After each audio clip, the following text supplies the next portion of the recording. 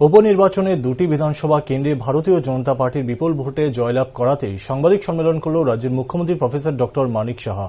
উপস্থিত ছিলেন রাজ্যের খোদ মুখ্যমন্ত্রী সহ বিজেপির রাজ্য সভাপতি রাজীব ভট্টাচার্য, বক্সনগর বিধানসভা কেন্দ্রের নবনির্বাচিত বিধায়ক তফাজ্জল হোসেন, বিধায়ক বিন্দু দেবনাথ সহ অন্যান্যরা।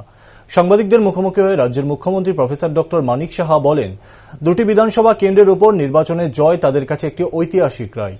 তবুও বক্সনগর বিধানসভা কেন্দ্রের রায় ত্রিপুরা রাজ্যের ইতিহাসে এক অন্যতম ঐতিহাসিক রায় হিসাবে রাজ্যের রাজনীতিতে প্রতিফলিত হয়েছে। কেননা ত্রিপুরা রাজ্যের ইতিহাসে এই বক্সনগর বিধানসভা কেন্দ্র থেকে বিজেপি কোনোদিন জয়লাভ করতে পারেনি। কিন্তু এই প্রথম বক্সনগর উপনির্বাচনে দেশের প্রধানমন্ত্রী নরেন্দ্র মোদীর মার্গদর্শনে আকৃষ্ট হয়ে গোটা বক্সনগরবাসী বিজেপি দলকে প্রাণ ভরে আশীর্বাদ এবং ভালোবাসা দিয়েছেন। এই জয় গোটা বক্সনগরবাসীর জয়। অন্যদিকে বিগত দিনের সিপিএম এবং কংগ্রেস সরকারকে এক হাত নেন রাজ্যের মুখ্যমন্ত্রী, যেখানে তিনি বলেন বিগত দিনে বক্সনগর এবং ধনপুর বিধানসভা কেন্দ্রের মুসলিম সম্প্রদায়ের সাথে এই দুই রাজনৈতিক দল শুধুমাত্র তোষণের রাজনীতি করে ভোট ব্যাংকের জন্য ব্যবহার করে গেছেন, অথচ প্রকৃত উন্নয়ন মুসলিম সম্প্রদায়ের কপালে কোনোদিনই জোটেনি।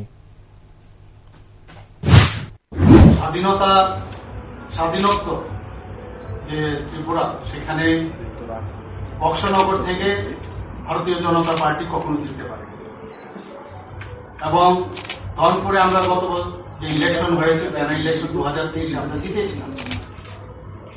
তো সবাই জানতো যে এইবার একটি ইলেকশন আমাদের মাননীয় আদরণীয় প্রধানমন্ত্রী নরেন্দ্র মোদীজির যে মার্গদর্শন, সেটাকে সামনে রেখে আমরা ইলেকশন লড়েছি এবং ওনার যে ডেভেলপমেন্টের যে বিষয়, সেই ডেভেলপমেন্টকে রেখে আমরা সামনের দিকে আমরা এগিয়ে গেছি। ডাবল ইঞ্জিনের সরকার, প্রধানমন্ত্রীজির কেন্দ্রীয় সরকার এবং ত্রিপুরা সরকার যেভাবে মানুষের জন্য কাজ করেছে, সেইগুলো নিয়ে আমরা মানুষের কাছে গেছি।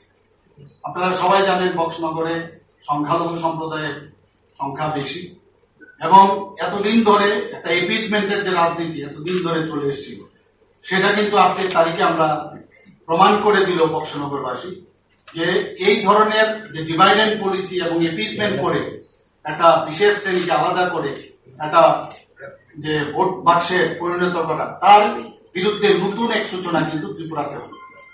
শুধু তাই নয়, এখান থেকে ভারতবর্ষের প্রতিটি মানুষ আজকে বুঝতে পারবে প্রধানমন্ত্রীজির যে মার্গদর্শন, সবকা সাথ সবকা বিকাশ আর বিশ্বাস আর প্রয়াস, সেই মার্গদর্শনে আজকে কিন্তু সমস্ত যারা সংখ্যালঘু সম্প্রদায় মানে দুহাত ভরে আমাদের যে বক্সনগর কেন্দ্রের যে মনোনীত প্রার্থী ছিল এবং বর্তমান বিধায়ক আমাদের তফাজ্জল হোসেনকে বিপুল ভোটে জয়ী করেছেন।